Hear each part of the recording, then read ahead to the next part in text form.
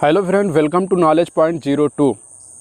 हम अपने चैनल पर आप सबका बहुत बहुत स्वागत करते हैं। आज हम लोग जिस बीमारी के बारे में अध्ययन करने वाले हैं या जिस बीमारी के बारे में हम आपको जानकारी देंगे उसका नाम है CRD।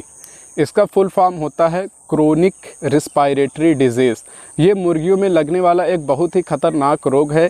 इसके प्रभाव से लगभग 100% मुर्गियों की मृत्यु हो जाती है। मतलब ये है कि अगर हमारे पास 1000 मुर्गियां हैं और हमारे फार्म पर CRD रोग का प्रकोप हो जाता है तो उसमें मॉर्टेलिटी रेट जो होगी वो 100% तक पहुंच सकती है, यानी कि आपकी कुल मुर्गियां मर सकती हैं। इसलिए इस बीमारी के बारे में हर मुर्गी पालक को, हर फार्म वाले को, हर कृषक को सचेत रहना चाहिए कि हमारे फार्म पर CRD का प्रकोप ना होने पाए।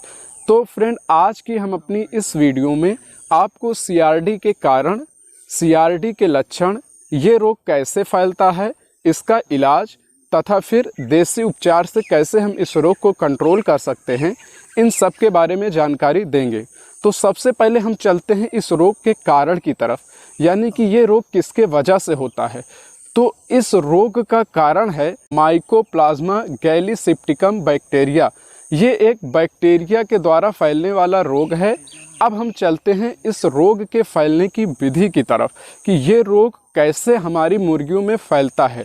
तो ये CRD रोग जो है, क्रोनिक रिस्पायरेटरी डिजीज़ जो है, ये मुर्गियों में स्ट्रेस यानी तनाव के कारण ज़्यादा फैलती है।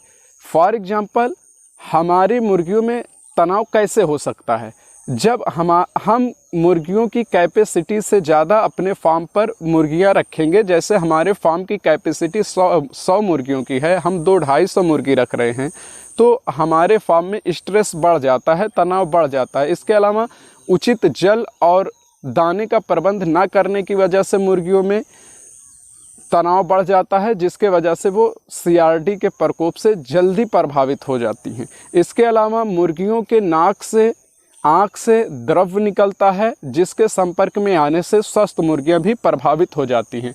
अब हम चलते हैं इसके लक्षण की तरफ। तो इसका लक्षण सर्वप्रथम, यानी कि इसका पहला लक्षण जो होता है, मुर्गियों की नाक और आँख से पानी निकलना, उनका छींकना या खांसना, उनके गले से घर घर की आवाज़ आना, सांस लेने में परेशानी होना तथा गीली बीट करना, पतली बीट करना और इसके अलावा उनकी आँखों को सूज जाना। ये है CRD के लक्षण, जिसकी वजह से हम पहचान सकते हैं कि हमारी मुर्गियों में CRD रोग हुआ है। अब हम चलते हैं इस रोग के रोकथाम की तरफ। देखिए फ्रेंड, अंग्रेजी में एक कहावत है, prevention is better than cure, यानी कि किसी भी इलाज से बढ़िया रोकथाम होता है।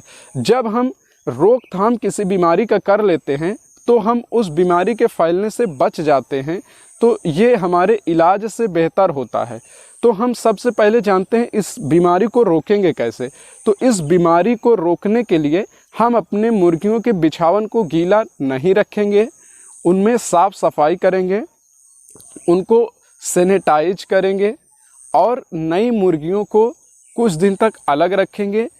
इसके अलावा अगर हमें किसी मुर्गी पर लग रहा है कि इस पर CRD के लक्षण दिखाई दे रहे हैं तो उसको हम स्वस्थ मुर्गियों से तुरंत अलग कर देंगे। और फिर इसके अलावा एक दवा का नाम हम बताते हैं जिसका स्प्रे करके आप अपने फार्म को बचा सकते हैं।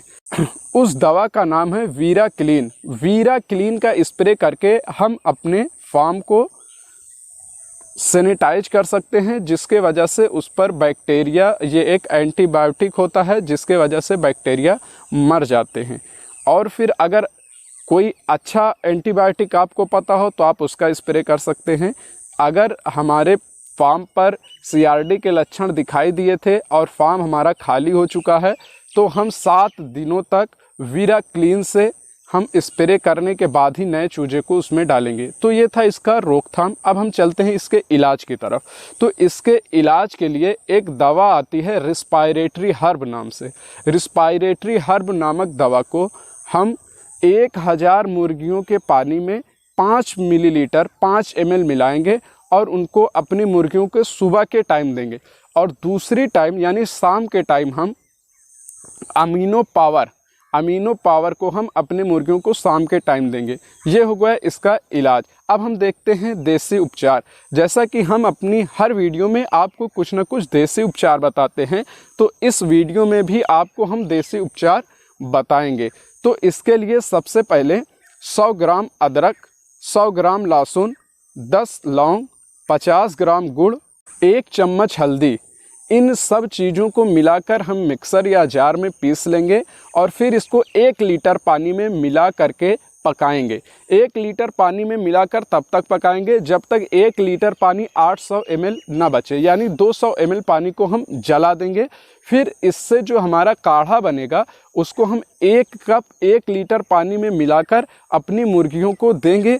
तब तक देंगे जब तक सीआरडी के लक्षण दिखना बंद नहीं हो जाते। तो फ्रेंड, आज थी ये सीआरडी डिजीज़, जिसके बारे में मैंने आपको इसका कारण क्या होता है, इसका लक्षण क्या होता है, ये रोग कैसे फैलता है, इसका इलाज क्या है तथा इसका देसी उपचार क्या है, सब के बारे में जानकारी दी। अगर आपको जानकारी अच्छी लगी हो तो इस चैनल को सब्सक्राइब करें, वीडियो को लाइक और शेयर ज़रूर करें। हम आपके लिए ऐसे ही जानकारी लेकर आते रहते हैं। मिलेंगे अपनी अगली वीडियो में, तब तक के लिए बेस्ट ऑफ।